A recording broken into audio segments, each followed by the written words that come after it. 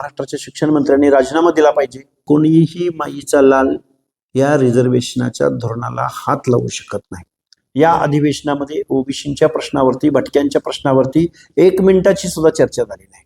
महाराष्ट्रातल्या शाळा बंद पडत असताना शिक्षण मंत्र्यांचा नक्की रोल काय? आज आम्ही फलटण शहरामध्ये आलेलो आहोत, पत्रकार बांधवांशी संवाद साधत आहोत।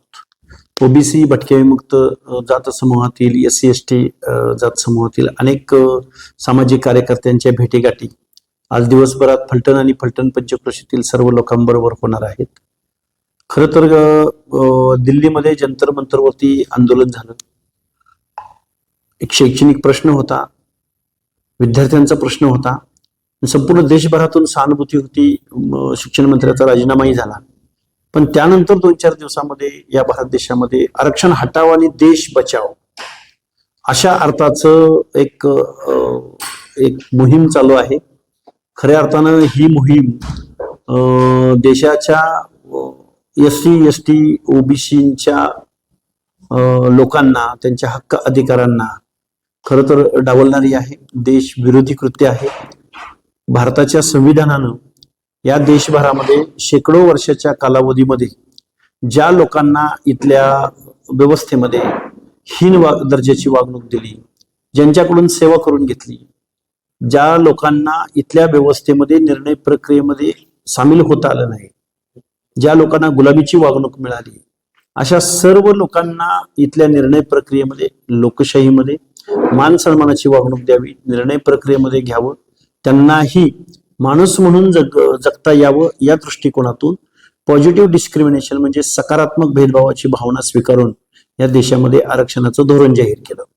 आता काही मंडळी सोशल मीडियावरती पार्ट्या बनवणारी, सोशल मीडियावरती ट्रेंडिंगला विषय घेणाऱ्या सर्व लोकांना म्हणजेच तरुण वर्गाला, युवक वर्गाला, विद्यार्थ्यांना आमचं सांगणं आहे, आरक्षण असं हटणार नाही जोपर्यंत या भारतवर्षामध्ये सर्व नागरिकांना, आपण या देशाचे नागरिक आहोत, समानतेची वागणूक मिळणार नाही। त्या जातीमध्ये जन्माला आला म्हणून त्याला हीन दर्जाची वागणूक मिळणार नाही। तुम्ही मला एक सांगा, शहरामधला एखादा मुलगा कॉन्व्हेंटच्या स्कूलमध्ये शिकतो, त्याच वेळी शेतकऱ्याचा मुलगा डोंगराच्या कुशीला एखाद्या एक शिक्षकी शाळेमध्ये शिकतो, तर तुम्ही समान नागरिक कायदा किंवा आरक्षण हटाव असं कसं म्हणू शकता? तो शेतकऱ्याचा मुलगा, तो भटक्या विमुक्त जाती जमातीचा मुलगा, तो बलुत्याचा मुलगा, तो आदिवासी समाजाचा मुलगा शहरामध्ये एका कॉन्व्हेंट स्कूलमध्ये शिकणाऱ्या मुलाच्या स्पर्धेमध्ये कसा येऊ शकतो? त्यामुळं या देशभरामध्ये वेगवेगळे भौगोलिक प्रदेश, वेगवेगळ्या जाती, वेगवेगळ्या आदिवासी जमाती, या सगळ्या लोकांचं भौगोलिक क्षेत्र वेगळं आहे। त्या जातीमध्ये जन्माला आल्या कारणानं त्याची सामाजिक प्रत इथल्या व्यवस्थेनं चातुर्वर्ण्य सिस्टीम दिलेली आहे आणि संविधानानं आपल्या प्रियम्बलमध्येच, घटनेच्या मूलभूत तत्वामध्येच असं म्हटलंय की सामाजिक न्यायासह समता प्रस्थापित करायची आहे। जोपर्यंत सोशल जस्टिस या शोषित, वंचित, प्रताडित, दलित, पीडित लोकांना मिळणार नाही, तोपर्यंत आरक्षणाची पॉलिसी, आरक्षणाचं धोरण रद्द होणार नाही। तोपर्यंत 9व्या शेड्यूलला तुम्हाला हात लावता येणार नाही। 9व्या परिशिष्टाला हात लावायचं तर 2/3 बहुमत तर तुम्हाला लागेलच, पण देशभरामधल्या जवळजवळ सर्व राज्यांची सहमती, बहुमतानं सहमती लागेल।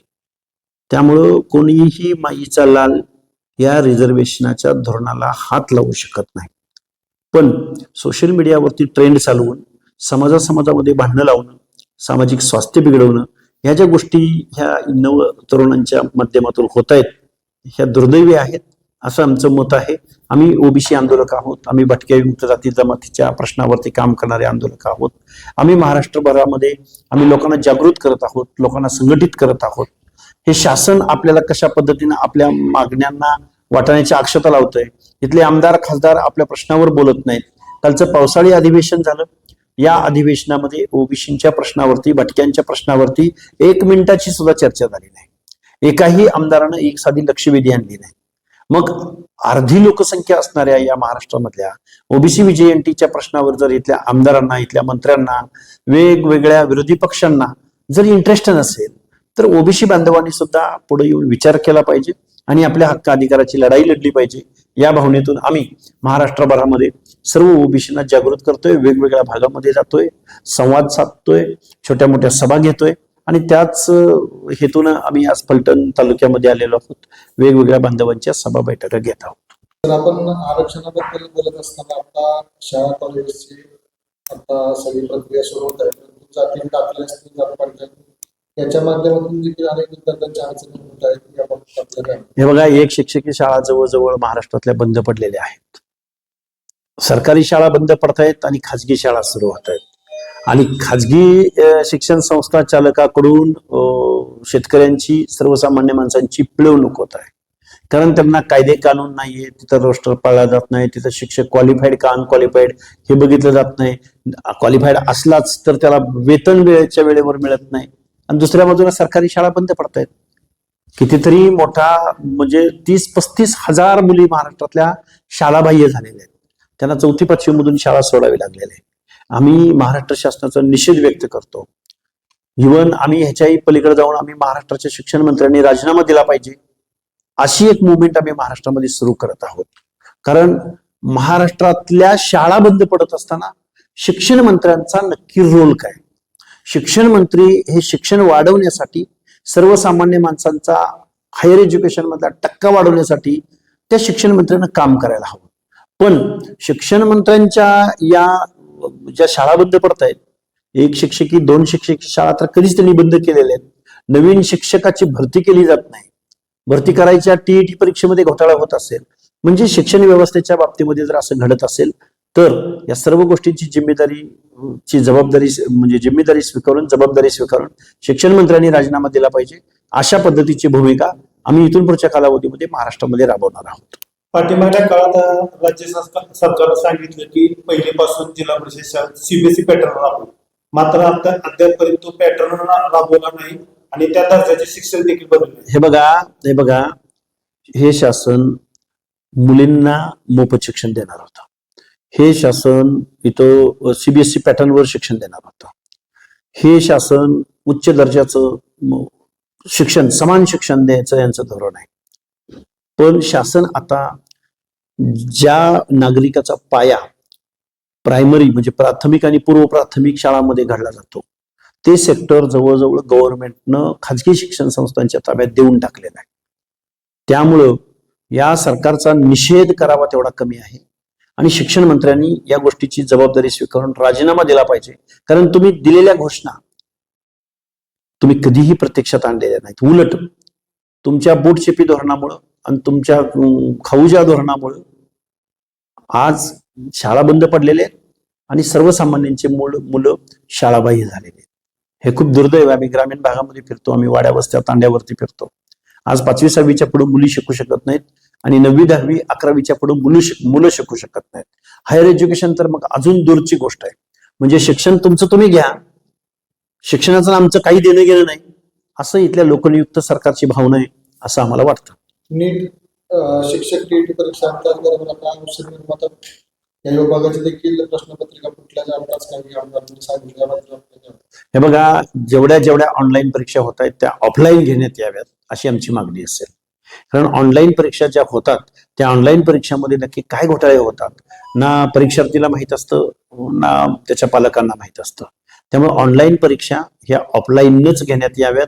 आणि जर परीक्षाच जर फ्रॉड पद्धतीनं, भ्रष्टाचारी पद्धतीनं होत असतील तर मग एक दिवस इथला तरुण बेरोजगार एकदा तुमच्यावर जर धावून आला तर मग तुम्हाला पळताभुई थोडी होईल, एवढं मी तुम्हाला जबाबदारीने सांगेन. अनेक ठिकाणी डीसीसी बँकांच्या भरती निकाल जाहीर होत आहेत, भरती मॅनेजर असं म्हटलं जातं. हे बघा, भरती महाराष्ट्रातल्या 10 आउटसोर्सिंग कंपन्यांच्या माध्यमातून महाराष्ट्रातल्या सगळ्या नोकऱ्या ह्या लाड सारख्या, गायकवाडांसारख्या कंपन्यांकडे गेलेल्या आहेत. त्यामुळं आता महाराष्ट्रातल्या बेरोजगार तरुणांनी, एज्युकेटेड तरुणांनी, क्वालिफाईड तरुणांनी, जो लॉयर आहे, जो नेटसेट परीक्षा पास आहे, जो टीईटी परीक्षा पास आहे, जो इंजिनियर डॉक्टर आहे, त्यांनी शासकीय नोकऱ्यांची अपेक्षा धरू नये. SC ST बांधवांनी एकमेकांमध्ये आरक्षणावरनं भांडू नये. कारण तुमचं आरक्षण संपलेलं आहे, तुमच्या नोकऱ्या संपलेल्या आहेत, त्या आता खाजगी कंपन्यांना गेलेल्या आहेत. प्रसाद लाडांनी जाहीररित्या सांगितलंय की 1 लाख नोकऱ्या आम्ही देतो. तर आम्ही ज्यावेळी त्या नोकऱ्या कुठल्या देत आहेत हे आम्ही बघितलं तर त्या नोकऱ्या ग्राम प्रशासन, सामान्य प्रशासन, महसूल, एज्युकेशन, शासकीय निमशासकीय आस्थापनांच्या नोकऱ्या शासनानं आता त्यांना दिलेल्या आहेत. आणि त्या कंपन्या आता त्यांचा पगार भागवतात. तिथं आरक्षणाचं धोरण पाळलं जात नाही, रोस्टर पाळला जात नाही, तिथं पीएफ पाळला जात नाही, कामगार कायदे खुंटीला टाकून ठेवले जातात. आणि त्याचं मालक कोण? त्याला 10 ते 12% सर्व्हिस टॅक्स गव्हर्नमेंट त्या प्रसाद लाडांच्या कंपनीला देतो. नोकऱ्या राहिलीत कुठं? या सर्व प्रश्नांवर आता आपण आंदोलन म्हणून लढणार आहोत. हे बघा, तसेच अध्यक्ष म्हणून लढणार आहोत. हे बघा, ह्या सर्व प्रश्नांवरती लढावं लागेल, भांडावं लागेल. एका बाजूला कॉर्पोरेट भारत आहे, कॉर्पोरेट इंडिया आहे, दुसऱ्या बाजूला सर्वसामान्यांचा भारत आहे. एका बाजूला कॉर्पोरेट महाराष्ट्र आहे, दुसऱ्या बाजूला सर्वसामान्य जनता आहे. पुढाऱ्यांचा, कारखानदारांचा, भांडवलदारांचा महाराष्ट्र एका बाजूला आहे आणि दुसऱ्या बाजूला सर्वसामान्य माणसांचा, रोज शारीरिक श्रमाचं काम करणाऱ्या, पोरग शिकलं तर त्याला नोकरी लागेल का नाही याची काही माणसाला गॅरंटी नाही. तो क्वालिफाईड असो, पहिलं क्वालिफाईड आहे का, शिक्षण घेतलंय का हा प्रश्न होता. आता क्लास आहे का हा प्रश्न आहे. आता मेरिट मध्ये आहे का हा प्रश्न आहे. मेरिट मध्ये येऊन सुद्धा आता नोकरीची हमी मिळत नाही.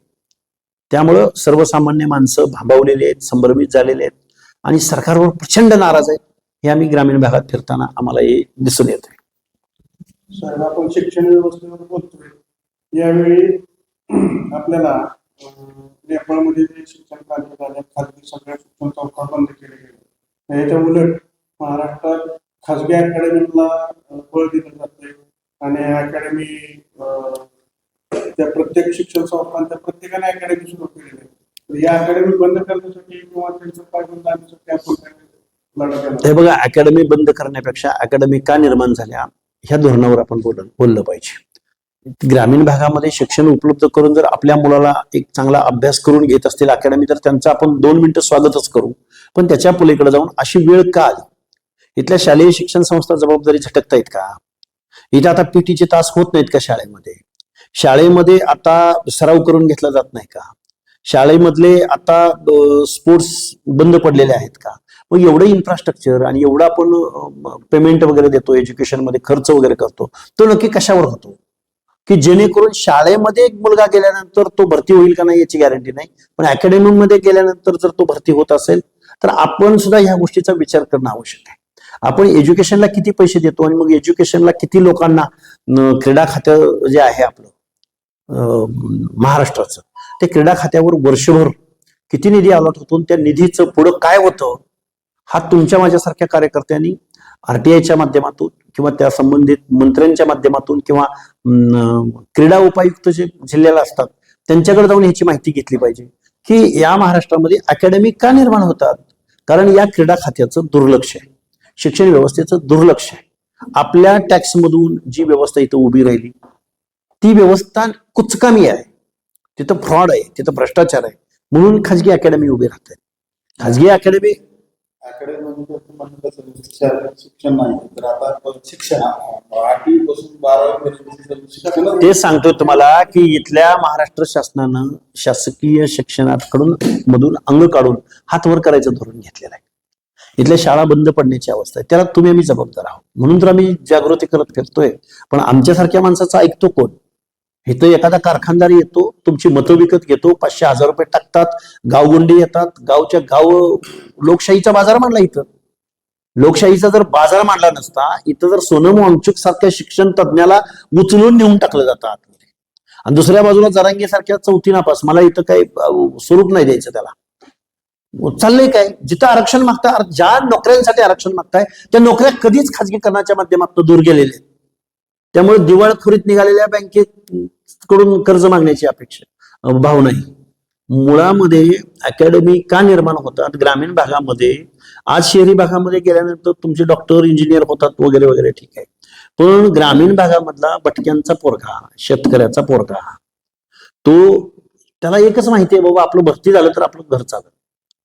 त्याचं डॉक्टर इंजिनियर होण्यावर भरोसा नाही, म्हणजे हायली क्वालिफाईड होण्यावर भरोसा नाही. PhD झालेली, MPhil झालेली, डॉक्टर झालेली मुलं शिपाई पदासाठी ऍप्लिकेशन देत आहेत, अर्ज देत आहेत. एवढं हायली क्वालिफाईड शिक्षण घेतलेल्या माणसाला जर रोजगार इथं उपलब्ध होत नसेल आणि त्याला शासन संरक्षण देत नसेल तर याच्या एवढं कुचकामी सरकार मला वाटत नाही दुसरं कुठलं असू शकेल. आपण एक मुद्दा उपस्थित केला की ज्या स्पर्धा परीक्षा होतात त्या ऑनलाईन न घेता ऑफलाईन घ्याव्या. तसाच अनुषंगाने प्रश्न आहे की जे आपण लोकसभेला, विधानसभेला किंवा अन्य निवडणुका होतात ते बॅलेट पेपरवर घेतलं जातं. निश्चित. हे बघा, या लोक घ्याव्यात का ballot paper? हे बघा, लोकशाहीमध्ये जर लोकांची भावना असेल की या मतपेटीमध्ये काहीतरी घोटाळा आहे, चाललंय कोणासाठी? लोकांसाठी. लोकांची मागणी असेल तर निवडणूक आयोगाला अडचण काय?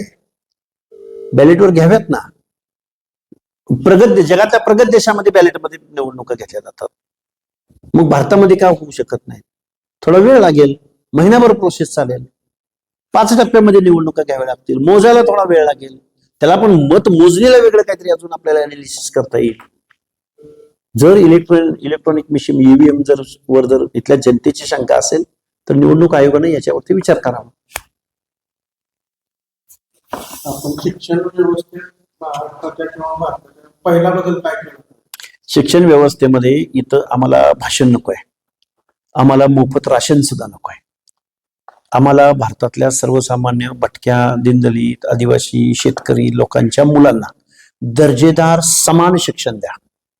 कलेक्टरचा मुलगा ज्या शाळेत शिकतो त्याला जो सिलेबस शिकवला जातो, त्याला पहिलीला जो अभ्यासक्रम असतो, 5वीला जो असतो आणि 12वीला जो असतो तोच अभ्यासक्रम आणि तेच शिक्षण देण्याची देणारी व्यवस्था देशभरामध्ये. समान शिक्षण, समान संधी. आरक्षण सुद्धा आम्हाला नको. खूप जबाबदारीने बोलतोय मी. एज्युकेशन मधलं आरक्षण आमचं रद्द करा. शासनानं शिक्षणाची जबाबदारी घ्या ना. एका बाजूला तुम्ही कॉन्व्हेंटमध्ये शिकवणार आणि दुसऱ्या बाजूला एक शिक्षकी शाळेत शिकवणार. एक शिक्षकी शाळेतला मुलगा ज्याला 10 किलोमीटर 5 किलोमीटर पायपीट करून शाळेपर्यंत पोहोचावं लागतं. 7वी 8वी 9वी 10वी मधल्या मुलीला ज्यावेळी शेतातलं घर सोडून एखाद्या तालुक्याच्या ठिकाणी तिला रोज जाऊन येऊन शिक्षण घ्यावं लागतं. आणि दुसऱ्या बाजूला शहरामध्ये हे असमान धोरण नाही का? मग असमान धोरण असेल, त्यांना आपण जर समान शिक्षण आणि समान संधी जर देत नसेल तर त्याला आरक्षण दिलंच पाहिजे ना. फर्स्ट कम कोण? आपण एखाद्या रांगेमध्ये उभं राहिलो, एखाद्या लाईन मध्ये उभं राहिलो, तिथं जर एखादी महिला आली, त्या महिलेला आपण काय म्हणतो? ताई तुम्ही पहिल्यांदा घ्या. ही मानवतेच्या दृष्टिकोनातून, सहानुभूतीच्या दृष्टिकोनातून रिझर्वेशन पॉलिसी आपल्या देशामधल्या स्वातंत्र्य सैनिकांनी, विचारवंतांनी, तज्ज्ञ मंडळीने घेतले ना. रिझर्वेशन म्हणजे काय? मेहरबानी करतो का आपण त्या लोकांवर, रिझर्वेशन घेणाऱ्या लोकांवर? कारण त्या लोकांना आजपर्यंत इथल्या व्यवस्थेने वापरून घेतलंय ना. त्यांना माणूस म्हणून गावच्या वेशीमध्ये प्रवेश नव्हता. भटक्या लोकांना आजपर्यंत झालंय का? एखाद्या गावातल्या बलुत्या त्याच्या लोकांना गावातला पॅनल प्रमुख झालाय, त्यानं पॅनल टाकलंय किंवा तालुक्यामध्ये एखादी मोठी पर्यायी व्यवस्था निर्माण केली, असं झालंय? बघितलंय तुम्ही? मग त्या लोकांना या देशाचे नागरिक नाहीत ते? म्हणून समतेच्या दृष्टिकोनातून, समानतेच्या दृष्टिकोनातून ह्या लोकशाहीमध्ये सर्वांना समान संधी मिळावी या दृष्टिकोनातून रिझर्वेशन पॉलिसी, शिक्षण धोरण आहे. अहो तुम्ही इकडं रस्त्याचं काम सरकारच्या माध्यमातून होतं, गॅस तुम्ही विकता, तुम्ही डिझेल पेट्रोल विकता, राव गटारी स्वच्छ करता तुम्ही, पण तुम्ही शिक्षण खाजगी सावकारांच्या किंवा खाजगी एजंटांच्या ताब्यात दिलंय. हे दुर्दैव आहे. गव्हर्नमेंटनं शिक्षणाची जिम्मेदारी हातात घेतली पाहिजे. एक वेळ तुम्ही ह्या सेवा देणाऱ्या सगळे सेक्टर आहेत ते तुम्ही खाजगीकरण करा, पण शिक्षणावरती, कारण आदर्श नागरिक तुम्हाला हवाय, राष्ट्रवादी राष्ट्रभक्त नागरिक तुम्हाला हवाय, त्याच्यावर तुम्हाला संस्कार द्यायची वेळ आहे. ज्या पद्धतीनं अग्निवीर 3 वर्षाचं तुम्ही आरबी मध्ये ज्या पद्धतीने भरती करून घेता, तसंच तुम्ही आरोग्य खात्यात घ्या ना. 5 वर्ष आरोग्य खात्यात जो मुलगा मेडिकलचं शिक्षण घेईल त्याला 5 वर्ष शासनाने जॉब द्यावा ना. परत तो त्याच्या स्किलवरती तो करेल, त्याचा पुढचा असेल ते. 5 वर्ष त्यांनी महसूलमध्ये, ग्रामविकासमध्ये, वेगवेगळ्या शासकीय नोकऱ्यांमध्ये घ्यावा ना. 5 वर्ष नोकरीची हमी शासनाने द्यावी. तिथून पुढे तो एज्युकेटेड माणूस तो त्याच्या पायावरती उभा राहील. घेतोय का सरकार जिम्मेदारी? हे होताना दिसून येत नाही. ही सगळी धोरणं बदलण्याची आवश्यकता आहे. इथल्या लोकांना, सर्वसामान्य माणसांना डोळ्यासमोर ठेवून राज्यकर्त्यांनी निर्णय घ्यावेत असं आमचं म्हणणं आहे. आपण ओबीसीसाठी महाराष्ट्रभर लढा उभा केला. आता पुढचं ध्येय धोरण काय असणार आहे? हे बघा, जिसकी संख्या जितनी भारी उसकी उतनी सत्ता में भागीदारी, हे धोरण घेऊन आम्ही कार्यकर्ते, चळवळीतले कार्यकर्ते तयार झालेलो आहोत. माझ्या बाजूला इथं विष्णुप्पा चव्हाण आहेत, बापराव सोनवलकर आहेत, आमचे गणेशजी कुंभार आहेत, आमचे सोनवलकर बंधू आहेत. हे आम्ही कोण आहे माणसं? काल परवा आम्ही बारामतीमध्ये सहज बोललो की चला आमची ओबीसी जनता पार्टी असेल आणि आम्ही समर्थ पर्याय देऊ. काय आहे आमच्याकडं? आम्ही कारखानदाराची पोर आहे, आम्ही आमदार खासदार वतनदारांची पोर आहे. अरे सर्वसामान्य कुटुंबामधला एक मेंढपाळाचा पोरगा काय म्हणतोय की इथं पार्टी काढायची. ही आमच्या 50% लोकांची भावना आहे. 50% लोकांनी जर एकत्रित आले, इथं काय आपलं आमच्या लेखीचं लग्न आहे, हे कुठनं पैसे काय पैसे? अरे 60% लोकांचा हा प्रश्न आहे ना, की त्यांना डावललं जातंय, त्यांना हीन लेखलं जातंय, त्यांना नेता मानायला लोक तयार नाहीत, त्यांना कुठल्या इथल्या व्यवस्थेमधला कुठला लाभ मिळायला तयार नाही. तर ह्या लोकांनी विचार करू नये असा. आम्हाला पण लोकशाही कळते. त्यामुळं ह्या सगळ्या भावना आहेत, या सगळ्या गोष्टी आहेत.